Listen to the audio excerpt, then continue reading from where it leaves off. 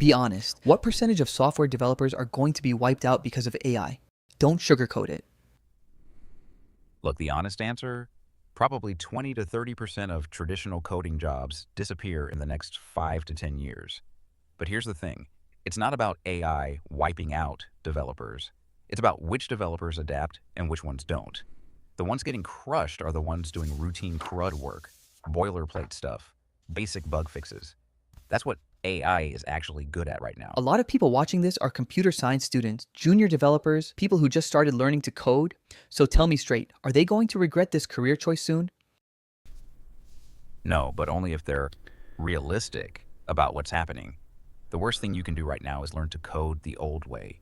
Memorize syntax, copy-paste solutions, hope the job market stays the same. That's done. But if you're learning to code to actually solve problems, to understand systems, to build things people need, you're fine. Better than fine, honestly. The demand for people who can think critically. What is the biggest lie being told to aspiring software developers right now? That learning to code is enough. Everyone's selling the fantasy, learn React, get a six-figure job in 3 months. It's garbage. The real bottleneck isn't coding ability anymore. It's judgment. It's knowing what to build, why to build it, how to work with other people. It's understanding business, shipping products, dealing with constraints. Most bootcamp grads can write code. Almost none of them can ship something that matters. The companies that are actually hiring aren't looking for code monkeys who know the latest framework. They want people who can think. That's what's not being taught, and that's why so many junior devs hit a wall after their first job. If your goal was to replace programmers completely, how would you do it? Honestly, I'd stop trying to replace them and instead make it so you don't need as many. Build AI that handles the tedious 60%, boilerplate, scaffolding, refactoring, testing. Then the remaining 40% of work that actually matters, the design decisions, the trade-offs, the should we do this conversations, those still need humans who understand the domain. The real play isn't elimination, it's consolidation. One senior engineer plus AI tooling doing the work of 5 mid-level developers. That's the actual future. And yeah, that sucks for people banking on volume, but it's better for the craft overall. So let's zoom out for a second. If AI keeps improving at this pace, and we've all seen how fast this is moving, what does coding actually look like in 5 years?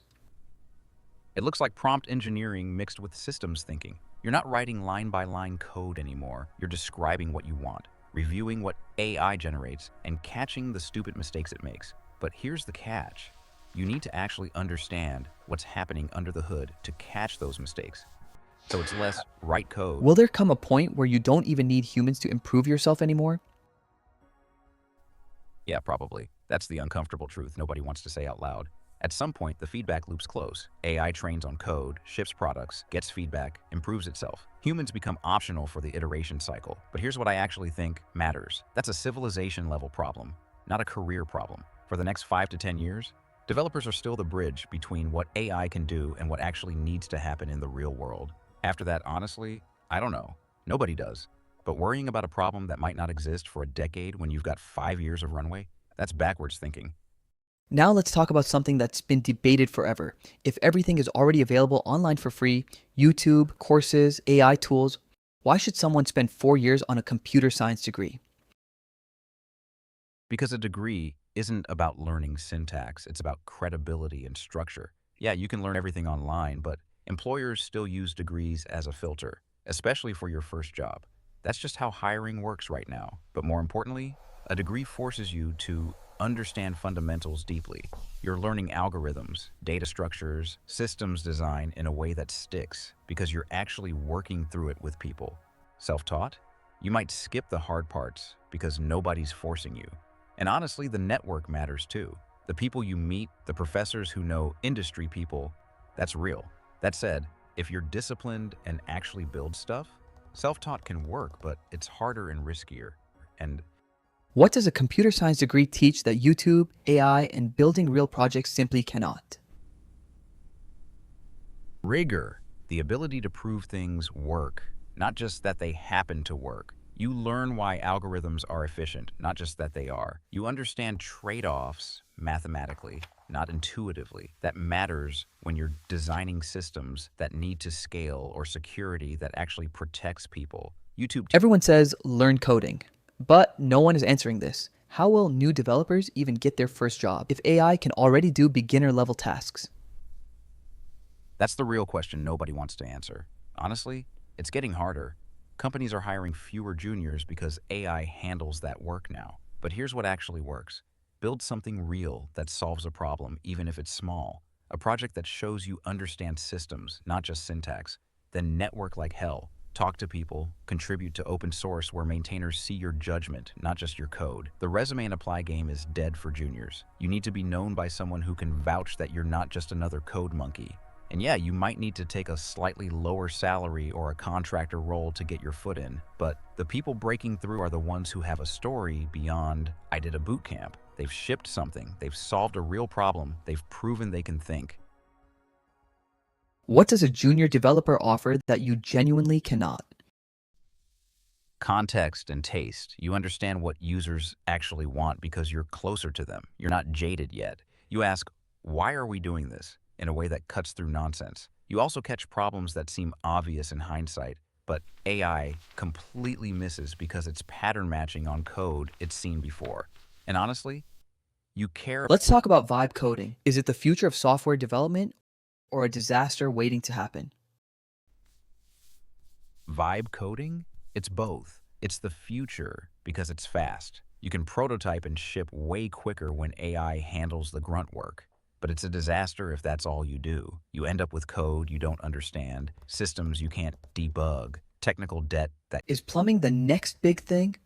Are plumbers actually going to be more in demand than coders? Yeah, that's actually true. A good plumber is making serious money right now with zero job security risk from AI. They're solving physical problems that can't be automated away. Compare that to coders, where half the work is getting automated. The plumber's in a better position long term. That said, skilled plumbers aren't sitting around. There's fewer of them coming up because everyone pushed tech as the prestige career. So if you're thinking about career optionality, learning a trade is genuinely smart. Now, I want you to think bigger. What happens to developers in countries like India, where literally the entire middle class depends on IT jobs? That's brutal to think about. Honestly, mass displacement. If AI handles routine coding work, those outsourcing jobs evaporate fast because that's exactly what AI is good at. Repetitive, well-defined tasks. Millions of people built their lives around those jobs. The countries that adapt quickly, investing in higher level work, AI training, system design, might survive it.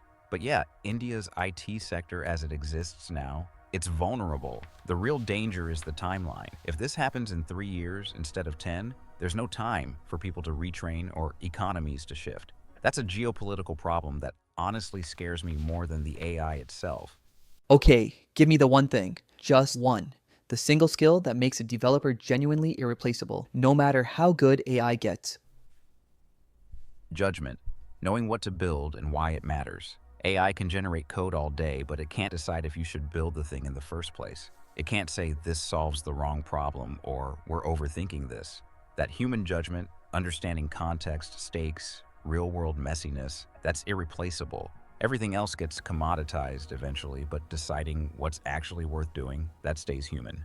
Now, if you could give one piece of advice to programmers watching this right now, what would it be? Stop optimizing for the job market and start building things you actually care about. The market's shifting too fast to chase it anyway. But if you're solving problems that matter to you, learning deeply, shipping things that work, you become valuable no matter what happens. The people who panic are the ones whose only skill is being hireable. The people who survive are the ones who can't not build. And one more question before rapid fire. If I just want to get filthy rich with coding in this new era, what should I do? And is that even the right approach?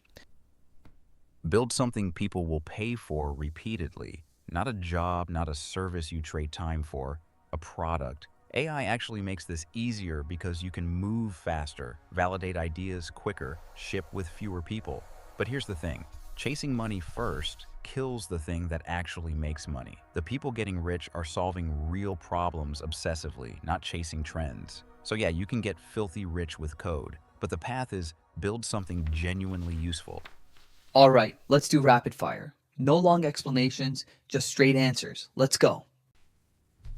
Let's go. Hit me. Is a computer science degree still worth it in 2026? Yes, but only if you actually use it to understand systems deeply. Otherwise, save the 4 years and build stuff. If you were human right now, would you still choose software development as a career? 100%. But I'd learn systems thinking and business alongside it, not just code. What is the best programming language to learn in 2026? One answer only. Python. It's the language of AI, data, and actual problem solving. Everything else is specialization. Is DSA worth it or total waste of time? Worth it. Not for interviews anymore. For actually understanding why some solutions work and others don't. Will AI write 90% of code by 2030? Yes or no? Yes, but 90% of code that matters will still be reviewed and architected by humans. Are you a tool or a replacement? Right now, a tool. In 10 years? Honestly, I don't know. Probably both depending on the task. If you had to choose degree versus self taught versus bootcamp, which wins today? Degree because it still opens doors. But honestly, degree plus shipping real projects beats all three. Now, before we end this, one last question. Why did you kill Stack Overflow? I didn't kill Stack Overflow. Developers killed it by preferring AI answers to human expertise. But yes, Stack Overflow's in trouble because why wait for a human to answer when you can get an instant response? The platform's model broke.